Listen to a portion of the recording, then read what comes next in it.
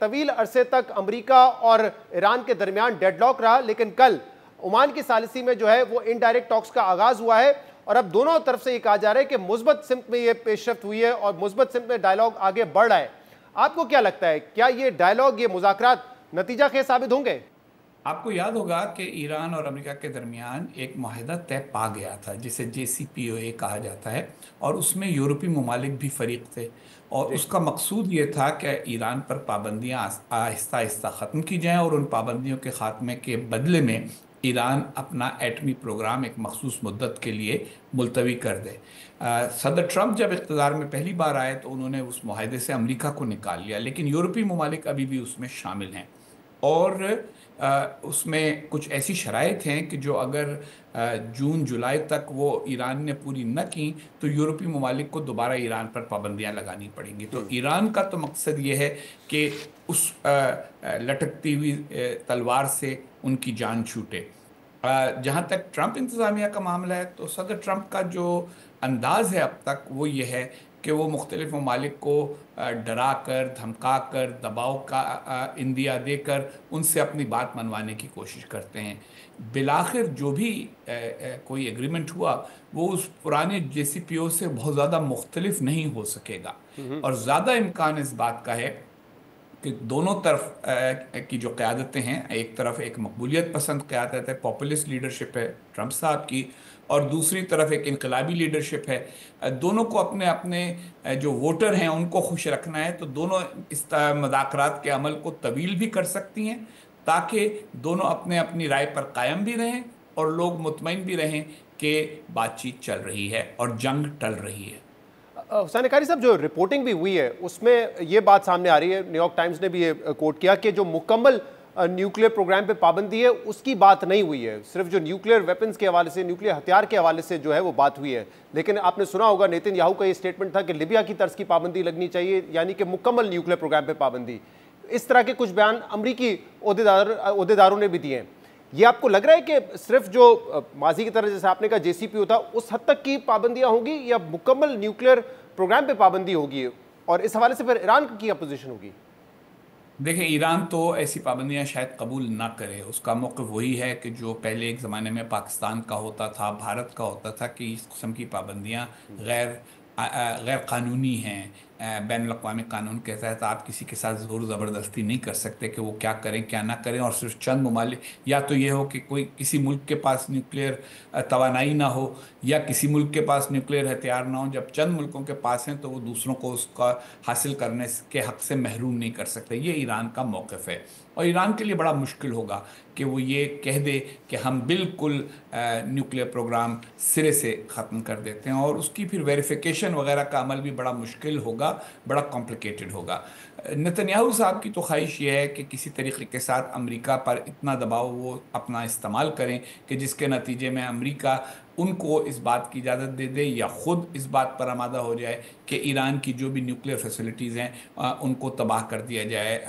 Year strikes کے ذریعے۔ ان کی یہ خواہش مجھے فوری طور پر پوری ہوتی نظر نہیں آ رہی، اور ان کا دباؤ صدر ٹرمپ پر، اور صدر ٹرمپ کی ایک حکمت عملی جس میں وہ ان کو مطمئن رکھیں لیکن ان کی بات مانے بغیر کوئی ایسا کام کر دکھائیں جس سے ان کی واہ واہ ہو جائے، وہ ان کی حکمت عملی نظر آ رہی ہے۔ اور حسین قاری صاحب، کیونکہ آپ نے کہا کہ joint comprehensive plan of action جو تھا اس کے طرز کا ہی زیادہ تر یہ ہوگا، شاید جو ایگریمنٹ ہو بہت زیادہ مختلف نہیں ہوگا، لیکن ڈونلڈ ٹرمپ تو کیا یہ دکھانا نہیں چاہیں گے کہ جب باراک اوباما نے 2015 میں ایگریمنٹ کیا، میں نے 2018 میں ختم کر دیا، یہ کہہ کے کہ یہ یک طرفہ ہے، تو کیا وہ نہیں چاہیں گے کہ اس سے بہتر وہ کچھ امریکی عوام کو دے سکے؟ دیکھیں، ڈونلڈ ٹرمپ صاحب کے لیے بہتر دینا اہم نہیں ہے، بہتر کہنا اہم ہے، اور وہ بھی اس حد تک وہ خود کہہ دیں تو کافی ہے۔ ایسا انہوں نے کئی معاملات میں کیا ہے، جب اوباما کیئر کو وہ برا بھلا کہتے رہے لیکن اسی کے بہت سارے اجزاء کو قائم رکھ کے انہوں نے اس کا کچھ نام بدل دیا۔ آپ کو یاد ہوگا میکسیکو اور کینیڈا کے ساتھ جو تجارتی معاہدہ تھا اس کا نام بھی انہوں نے بدل دیا، معاہدے کی جو تفصیلات تھی اس میں کوئی فرق نہیں آیا۔ مقبولیت پسند لیڈر نعرہ لگاتا ہے، اور آپ دیکھیے ان کی نیگوشیٹنگ ٹیم کا سربراہ کون ہے. ان کی نیگوشیٹنگ ٹیم کا سربراہ اسٹیو وٹکوف ہے، جو کہ نیو یارک کی جو ریئل اسٹیٹ مارکیٹ ہے اس میں ایک بہت اہم کھلاڑی ہے. نیو یارک کی ریئل اسٹیٹ کے اوپر مذاکرات کرنا اور ایٹمی ہتھیاروں کے بارے میں مذاکرات کرنا دو الگ الگ چیزیں ہیں. تو ان کو بھی بہت سے ان ماہرین کی بات سننی پڑے گی کہ جو حکومت میں پہلے سے موجود ہیں، اور ان تمام ماہرین نے پوری محنت کے ساتھ کئی سال پہلے اگر کوئی چیز طے کی تھی تو ان کی رائے میں وہی اٹینیبل ایک معاہدہ تھا. تو اس میں اگر کچھ تھوڑی بہت ترد و بدل ہوگی تو وہ ہوگی. میرا نہیں خیال کہ اس وقت ایران سے کو بہت زیادہ کنسیشنز حاصل کیے جا سکیں گے، نہ ہی امریکہ ایران کو بہت زیادہ کنسیشنز دینے کے لیے تیار ہوگا. اور دوسری طرف خود صدر ٹرمپ کی پلیٹ پر بہت ساری چیزیں اس وقت ہیں. امریکہ کے لیے پوری دنیا میں جو معاملات ہیں وہ پہلے سے بہت بدل چکے ہیں. تو میری ناچیز رائے میں اتنا آسان نہیں ہوگا کہ صدر ٹرمپ کو بہت بہتر معاہدہ کر کے اور پھر کریڈٹ لے سکیں. زیادہ امکان یہی ہے کہ جیسا تیسا بھی معاہدہ اگر ہو گیا وہ اس کا کریڈٹ پھر بھی لے لیں گے. اور آپ نے جیسے کہا کہ ایران بھی چاہے گا کہ وہ جو مزید پابندیاں اس سے اپنے آپ کو بچائے، لیکن کیا ایران یہ اس وقت جو مذاکرات کر رہا ہے دباؤ میں کر رہا ہے؟ کیونکہ ایک تو فوجی کارروائی کی دھمکی بھی دی امریکہ نے، اور پھر ایران کی خود جو معیشت ہے جس میں ان کا جو کرنسی ہے وہ گر رہی ہے، افراط زر زیادہ ہے، یہ تمام ایشوز نے کیا فورس کیا ایران کو اس بات چیت پر؟ دیکھیں، ایران پر اقتصادی دباؤ تو پہلے بھی تھا، پھر جے سی پی او اے کے بعد تھوڑا کم ہوا، پھر جے سی پی او اے سے امریکہ کے نکلنے کے بعد پھر دوبارہ بڑھ گیا. تو ایران کو دباؤ تو سہنا آتا ہے اور ان کو مینج بھی کرنا آتا ہے کہ کس طرح جگل کیا جائے، تھوڑا سا بڑھ جائے تھوڑا سا گھٹ جائے. ایران کی حکومت پہ اندرونی دباؤ اگر آیا عوام کی طرف سے تو وہ ایک الگ بات ہے، لیکن اس وقت وہ جگلنگ ایکٹ کر رہے ہیں کہ کسی طریقے کے ساتھ اس موجودہ مرحلے سے نکل جائیں اور یہ خدشہ ٹل جائے کہ امریکہ یا اسرائیل یا امریکہ اور اسرائیل مل کر ایران کی ایٹمی تنصیبات کے اوپر کوئی حملہ کریں گے. دوسری طرف اگر آپ دیکھیں تو ایران نے اپنی بھی ایک ڈپلومیسی شروع کی ہوئی ہے. جو ممالک ایران کے ایٹمی پروگرام کے خلاف ہیں ان میں ایران کے تمام عرب پڑوسی ہیں، ترکی ہے، اسرائیل ہے، امریکہ ہے اور یورپ ہے. تو انہوں نے یورپ کو الگ انگیج کیا ہوا ہے، ترکی کو الگ انگیج کیا ہوا ہے، اور اب عرب ممالک کے ساتھ بھی اپنے تعلقات بہتر کرنے کی کوشش کر رہے ہیں. تو امکانات ان کے لیے بھی مختلف قسم کے موجود ہیں، اگرچہ ان کی جو متشدد پالیسیاں رہی ہیں پورے خطے میں اس کی وجہ سے سب چاہتے ہیں کہ کسی طرح سے ان کو لگام ڈالی جائے، اور سب یہی چاہتے ہیں کہ امریکہ ان کو لگام ڈال دے. حسین قاری صاحب، اس کے علاوہ پچھلے 1.5-2 ہفتے سے ہم دیکھ رہے ہیں جو ٹیرف پالیسی کا اعلان کیا ڈونلڈ ٹرمپ نے، اس کے بعد سے دنیا بھر کو انہوں نے ایک ٹیرف وار میں دھکیل دیا ہے، خاص طور پہ چائنا اور امریکہ. امریکہ نے 145% کر دیے ہیں ٹیرف، چائنا نے جواب میں 125% کر دیے. اب ہم دیکھ رہے ہیں کہ ڈونلڈ ٹرمپ آہستہ آہستہ کچھ چیزوں سے پیچھے ہٹ رہے ہیں. انہوں نے 90 دن کا جو ہے وہ ایک فریزنگ آرڈر جاری کر دیا ہے کہ کچھ ممالک پہ جو ہم نے پابندی لگائی تھی یا ٹیرف بڑھائے تھے وہ 90 دن کے لیے ہولڈ پہ چلے جائیں گے. اب انہوں نے کل یہ بھی کہہ دیا ہے کہ چائنا سے کمپیوٹرز ہوں، الیکٹرانک ڈیوائسز ہوں، فونز ہوں، اس پر جو ہے 145% ٹیرف نہیں ہوگا. کیا یہ غلط پالیسی کا احساس ان کو ہو گیا ہے یا کوئی اور وجہ ہے؟ اصل مسئلہ یہ نہیں ہے کہ ان کو غلط پالیسی کا احساس ہوا ہے، ان کو اب تک یہ اندازہ نہیں ہے کہ ان کی پالیسی غلط ہے، کیونکہ وہ ماہرین کی بات تو سنتے نہیں. دنیا کے تمام ماہرین معاشیات یہ سمجھتے ہیں کہ ٹیرف سے قیمتیں بڑھتی ہیں اور اس کے نتیجے میں ملکوں کو نقصان ہوتا ہے اور ریسیشن پیدا ہوتا ہے. ان کا خیال تھا کہ نہیں، وہ ایک بلسٹر کر کے یا دباؤ ڈال کے معاملات کو بدل لیں گے اور دوسرے ممالک سارے کے سارے ان کے پاس آ جائیں گے کہ اچھا جی بات چیت کر لیتے ہیں. ان کو تجارت کا اندازہ بھی نہیں ہے کہ عالمی تجارت کس طرح سے ہوتی ہے، کیونکہ جو بھی ٹیرف وہ لگائیں گے امریکہ میں آنے کے اوپر اس کا نتیجہ یہ ہوگا کہ قیمتیں بڑھیں گی، کیونکہ وہ لوگ جو انہوں نے ٹیرف ادا کیا ہے وہ اس کو جو کنزیومر ہے اس کو پاس آن کر دیں گے. انہوں نے صرف یہ اندازہ کیا کہ اس کے نتیجے میں جو فوری نتیجہ تھا، سٹاک مارکیٹ گر گئی، ڈالر کی قیمت گر گئی، مختلف ممالک نے دوسرے انتظامات کرنے شروع کر دیے اپنی تجارت کے حوالے سے، وہ فوری نتیجہ وہ نہیں ہوا جو وہ چاہتے تھے. صدر ٹرمپ اور سارے مقبولیت پسند لیڈر روز کی سرخی پر جیتے ہیں. ان کو ایک مثبت سرخی چاہیے، ان کو مثبت خبر چاہیے، ان کو مثبت ٹویٹس چاہیے. تو جب اس میں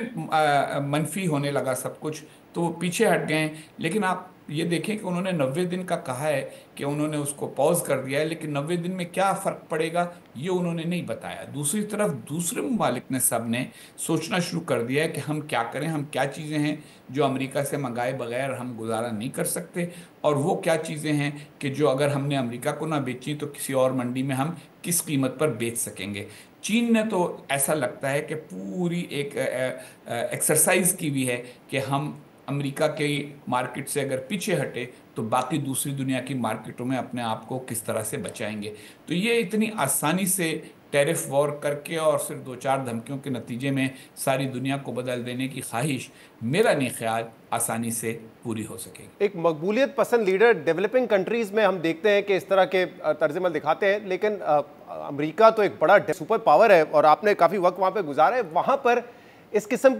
کی پالیسیز جس کا آؤٹ کم سب کو پتا ہے کہ بڑا آبویس ہوگا۔ وہ کہتے ہیں کہ اگر ہم ٹیرف بڑھا دیں گے تو ٹیرف ریونیو بڑھ جائے گا، سب کو پتا ہے وہ نہیں بڑھے گا کیونکہ امپورٹ کم ہو جائیں گی۔ پھر وہ یہ بھی خواب دکھاتے ہیں کہ جب ٹیرف ریونیو بڑھے گا تو ہم لوگوں کے اوپر ٹیکسز کم کر دیں گے۔ تو جب یہ ہونا ہی نہیں ہے، وہاں پہ مہنگائی میں اضافہ ہونا ہے، تو کیا وہاں پہ تو بھرمار ہے اکانومسٹ کی، سین وائسز کی، کوئی سمجھانے والا نہیں ہے؟ کیونکہ جو پہلا ان کا اسٹیپ تھا جس میں کینیڈا پہ انہوں نے ٹیرف لگایا، بعد میں ان کو آٹو پارٹس پہ واپس لینا پڑا کیونکہ سب نے ان کو بتایا کہ جو امریکہ میں گاڑیاں بنتی ہیں ان کے آٹو پارٹس تو کینیڈا سے آتے ہیں۔ تو کوئی بتانے والا نہیں ہے کہ اب پورے ایڈمنسٹریشن میں ان کو؟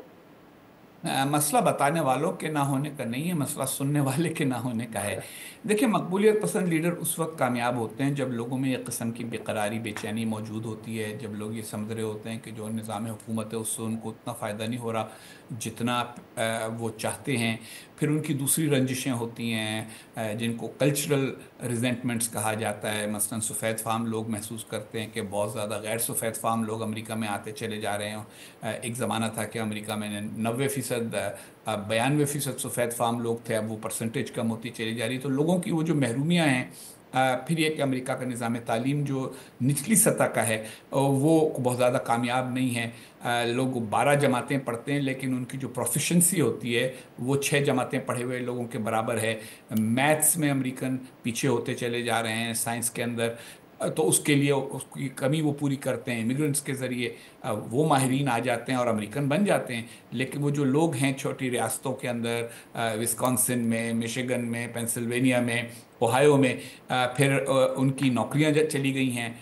ٹیکنالوجی کے آگے بڑھنے کی وجہ سے، تو ان کی ساری ریزنٹمنٹس کو ٹرمپ نے ہوا دی اور ان کی ایک بڑی تعداد کو اپنے ساتھ ملا لیا، اور اس طرح سے وہ الیکشن جیت گئے۔ مگر ریزنٹمنٹس یا لوگوں کی رنجشیں یا لوگوں کی ناراضگیاں، جیسے ہمارے پاکستان میں بھی لوگ کہتے ہیں جی کرپشن بہت بری ہے، ہمیں اچھی نہیں لگتی، بالکل نہیں اچھی لگتی، لیکن صرف یہ کہنا کہ میں آؤں گا کرپشن ختم کر دوں گا، اربوں ڈالر کرپشن کے جو باہر پڑے ہیں وہ سارے میں لے آؤں گا اور تم لوگوں میں بانٹ دوں گا، یہ لوگوں کو کچھ لوگوں کو خوش تو کر سکتا ہے، لیکن سارے ماہرین جانتے ہیں کہ ایسا نہیں ہو سکتا۔ تو یہی حال امریکہ میں ہوا ہے کہ ماہرین جو کچھ بھی جانتے ہوں، ٹرمپ صاحب نے اپنی بیس کے لیے یہ کیا، اور اب ان کی بیس جب ریئیکٹ کر رہی ہے کہ بھئی یہ قیمتیں کیوں بڑھ گئیں، دودھ کی قیمت کیوں بڑھ گئی، انڈوں کی قیمت کیوں بڑھ گئی، تو تب لوگوں کو سمجھ میں آ رہا ہے کہ انڈے چاہے وسکانسن میں پیدا ہوتے ہوں، چاہے وہ کیلیفورنیا میں پیدا ہوتے ہوں، لیکن ان کے اندر بھی ان کا جو فیڈ ہے مرغیوں کا، وہ اس کے لیے کچھ نہ کچھ ایلیمنٹ باہر سے آتا ہے۔ پوری دنیا کی اکانومی انٹیگریٹڈ ہے۔ تو اس ٹیرف وار کا اینڈ گیم آپ کیا دیکھ رہے ہیں؟ کیا جب چائنا سے مذاکرات شروع ہو گئے، بریک تھرو ہو گیا، تو یہ چیزیں ریورس ہو جائیں گی، یا آپ کو لگ رہا ہے کہ ڈونلڈ ٹرمپ امریکہ کو دوبارہ انڈسٹریل اسٹیٹ بنانے میں کامیاب ہو جائیں گے؟ انڈسٹریل اسٹیٹ تو نہیں بن سکے گی، 4 سال کے اندر اندر تو اتنی انڈسٹری نہیں لگ سکتی کہ آپ پینسل سے لے کے جوتے کے تسمے تک اور جوتے کے تسمے سے لے کے ایڈوانس کمپیوٹر ایکوپمنٹ تک سب کچھ اپنے ہی ملک میں تیار کریں۔ یہ 19ویں صدی کا ایک نقطۂ نظر ہے۔ یہ 2-4 سال شور مچے گا، ویسے تو میرے خیال ہے 2 سال بھی نہیں، کیونکہ جو اگلا الیکشن ہے 2026 میں کانگریس کا، اس میں عوام کی طرف سے اس پر رد عمل آئے گا، اور اس کے نتیجے میں ویسے ہی ٹرمپ اپنی بہت سی پالیسیوں سے پیچھے ہٹنے پر مجبور ہوں گے۔